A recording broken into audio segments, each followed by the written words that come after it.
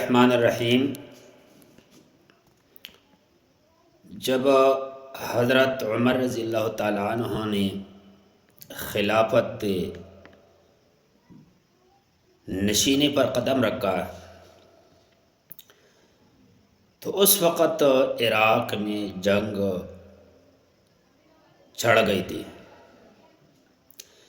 اس لیے تخت خلافت پر قدم رکھنے کے بعد حضرت عمر رضی اللہ عنہ نے سب سے پہلے ان مہموں کی طرف جو ہے نا وہ توجہ دی۔ آپ کی بیعت کے سلسلے میں بہت سارے عرب آئے ہوئے تھے، عرب کے خاندان قبیلی ہر علاقے کے لوگ آئے ہوئے تھے۔ حضرت عمر رضی اللہ تعالیٰ عنہ نے ایک پرجوش جذباتی اور ایمان افروز تقریر کی جہاد کے بارے میں۔ کوئی بندہ تیار نہیں ہوا، دوسرے دن پھر تقریر کی، کوئی بندہ تیار نہیں ہوا، تیسرے دن پھر تقریر کی، اور کئی دن تک یہ مسلسل تقریریں کرتے رہے۔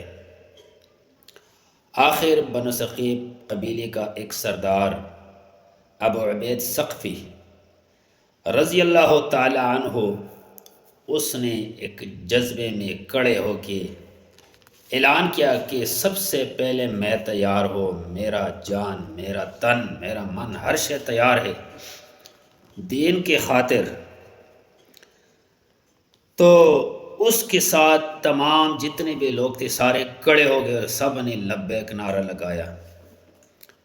تو اس پر حضرت عمر رضی اللہ تعالی عنہ نے اسی بندے کو، یعنی ابو عبید ثقفی رضی اللہ تعالی عنہ کو، اس لشکر کے لیے کئی ہزار لشکر کے سردار جو ہے نا سپہ سالار مقرر کیا اور عراق کی طرف روانہ کیا۔ عراقیوں نے پہلے جو ہے نا اور ایرانیوں نے پہلے سے تیاری رکھی تھی۔ عراق تو مسلمانوں کے پاس اس ٹائم تھے، لیکن اس میں بغاوت ایرانیوں نے ڈالا تھا، اور اس بغاوت کی بنا پہ ایرانیوں نے پہلے سے تیاری کی کہ جب بھی مسلمان ہاتھوں آ جائیں گے تو ہم اس کو ختم کریں گے۔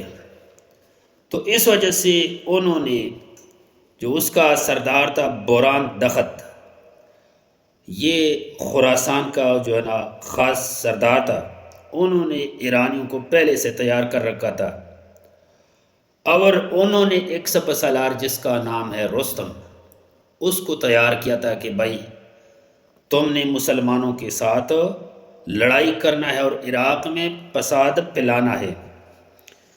تو اسی سلسلے میں انہوں نے اکٹھے ہو کے مسلمانوں کے لیے جو ہے نا جنگ کی تیاری شروع کی، اور مسلمانوں نے بھی جنگ کی تیاری شروع کی۔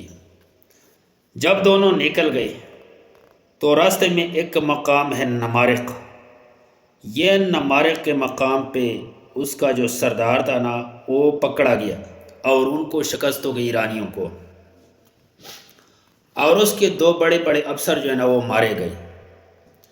لیکن جو سردار اس کا پکڑا گیا سپہ سالار، وہ ایک مسلمان فوجی نے پکڑا تھا، اور اس نے اس سردار سے 2 غلام خرید کر اس کو رہا کر دیا۔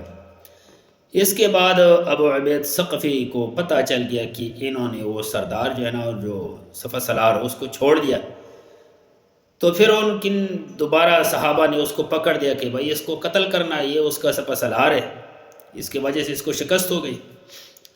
لیکن ابو عبید ثقفی نے اس بات کو صحیح نہیں مانا، اس نے بولا کہ بھائی مسلمانوں نے ایک دفعہ چھوڑ دیا تو پھر 2 نمبری ہم نہیں کر سکتے۔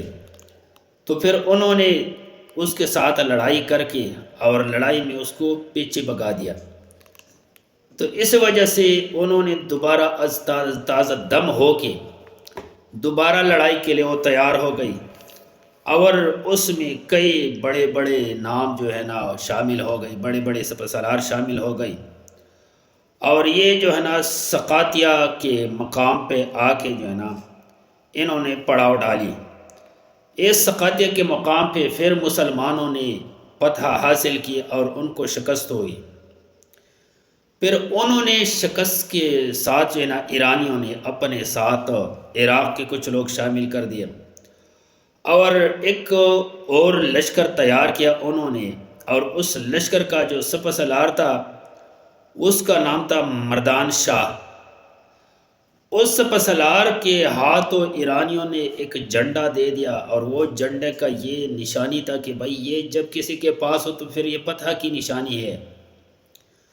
تو پھر انہوں نے مسلمانوں کے سامنے جو ہے نا لڑائی کے لیے تیاری شروع کی، اور یہ نکل گئی دریائے فرات کے قریب کھڑے ہو گئے، ڈیرے ڈال دیا، اور دریائے فرات کے قریب مسلمان بھی پہنچ گئے۔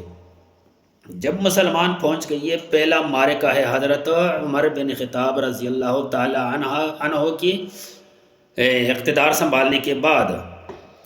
جب وہاں پہنچ گئی تو مسلمانوں نے چاہا کہ بھائی یہ دریاب کراس کرنا، عبور کرنا یہ مشکل ہے، اور یہ ایرانیوں نے بھی چاہا کہ بھائی دریاب کراس کرنا، عبور کرنا مشکل ہے، اگر یہ ہم کراس کریں گے تو پھر وہی ہمیں ماریں گے، ہمارے پیچھے سے مدد نہیں ملیں گے۔